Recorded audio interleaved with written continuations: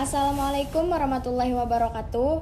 Perkenalkan, nama saya Nabila, NIM 310119012660,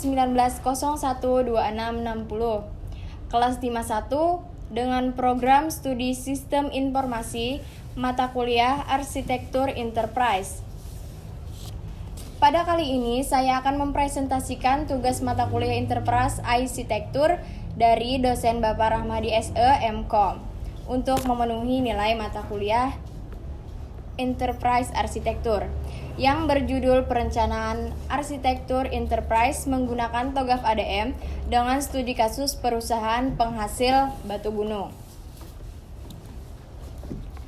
Berikut ini penjelasan abstrak terkait dengan studi kasus yang ada. CP Sumber Berkah Rezeki merupakan perusahaan penghasil batu gunung. Dalam perusahaan, tempat untuk keluhan pelanggan belum terbentuk dengan sistem yang rapi, sehingga akan dibentuk customer service untuk menangani hal tersebut.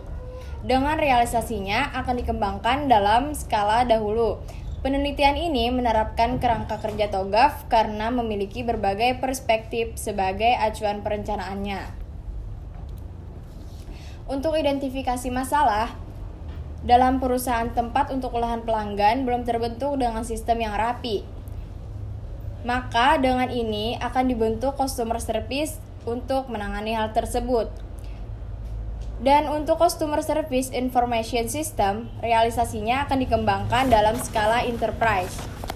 Untuk enterprise, arsitektur harus dirancang terlebih dahulu berdasarkan proses bisnis yang dimiliki perusahaan terkait.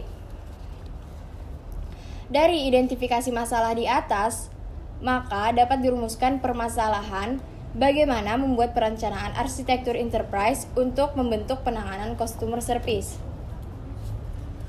Dan untuk landasan teori pengertian arsitektur enterprise, menurut Stephen H. Spivak, arsitektur enterprise merupakan metode dengan pendekatan perencanaan kualitas data yang berorientasi pada kebutuhan bisnis, serta bagaimana cara implementasi dari arsitektur tersebut dilakukan, pencapaian sedemikian rupa dalam usaha mendukung pencapaian sistem informasi dan organisasi serta perputaran roda bisnis.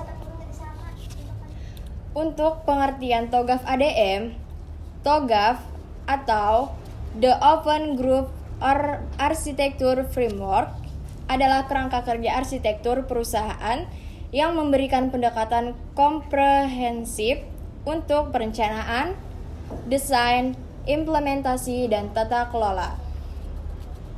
Dan untuk ADM atau juga Arsitektur Development Method merupakan metodologi logik dari TOGAF yang terdiri dari 8 fase utama untuk pemeliharaan pengembangan teknikal dari suatu organisasi. Nah, berikut adalah gambaran TOGAF ADM dan fase-fasenya. Setelah kita mengetahui tentang arsitektur enterprise dan TOGAF ADM, sekarang kita akan membahas perencanaan arsitektur enterprise dari studi kasus perusahaan penghasil batu gunung sebagai berikut. Pertama, untuk pengumpulan data kita menggunakan metode wawancara, observasi, dan juga studi kasus. Dan rangkaiannya sebagai perencanaan arsitektur enterprise, ruang lingkup organisasi yang menjadi objek penelitian adalah aktivitas yang ada di tiap bagian CP Sumber Berkah Rezeki. Ada beberapa fase tahapan, yaitu prinsip-prinsip perencanaan arsitektur dan identifikasi 5W+H. Berikut ini tabel prinsip perencanaan arsitektur yang terdiri dari 4 prinsip. Yang pertama, prinsip bisnis.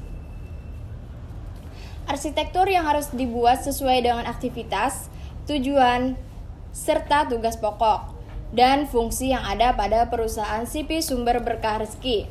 Untuk prinsip kedua, yaitu prinsip aplikasi. Aplikasi harus user friendly atau mudah digunakan oleh user sehingga user dapat fokus pada tugasnya. Yang ketiga, prinsip data. Data dikelola dengan baik untuk memastikan tempat penyimpanan. akurasi, dan data dapat diakses kapanpun dan dimanapun data dibutuhkan. Untuk yang terakhir, prinsip teknologi, yaitu menggunakan software, hardware, dan platform yang telah distandarkan untuk mencegah data yang tidak kompatibel dengan teknologi yang digunakan. Dan berikut merupakan identifikasi 5W+H.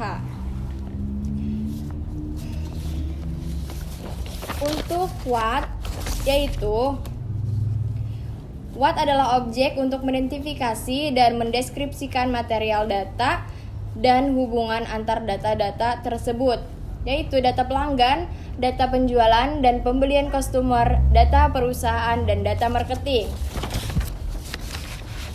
Untuk wo, objek mengidentifikasi yang berperan dalam sistem ini. Yang berperan dalam sistem ini yaitu antar pelanggan, staf customer service, dan juga marketing perusahaan. Where, mengidentifikasi lokasi perusahaan. Untuk perusahaan CP Sumber Berkah Rezeki berada di Desa Paringtali, Kecamatan Simpang 4, Kabupaten Banjar. When, objek mengidentifikasi pelaksanaan waktu observasi tersebut. Untuk observasinya, pada bulan September mengajukan permohonan observasi dan melakukan wawancara. 2021 melakukan penyusunan laporan. Why, objek tujuan dan motivasi melakukan observasi terhadap sistem komputer. Why? Karena pelayanan customer service ini masih manual, belum tersistem dengan rapi. Maka dari itu akan dibutuhkan sistem yang tertata rapi, komplain pelanggan. Wo, objek, bagaimana perencanaan arsitektur enterprise dibuat? Perencanaan arsitektur yang dibuat dengan menggunakan metodologi TOGAF, yang kepanjangan dari The Open Group Architecture Framework ADM 9. Nah, itu tadi presentasi dari saya. Sekian presentasi dari saya. Terima kasih atas perhatiannya. Semoga dengan presentasi ini dapat menambah wawasan kita bersama. Dan apabila ada tutur kata selama saya menyampaikan presentasi ini, atas segala kekurangannya, mohon untuk dimaafkan. Wassalamualaikum warahmatullahi wabarakatuh.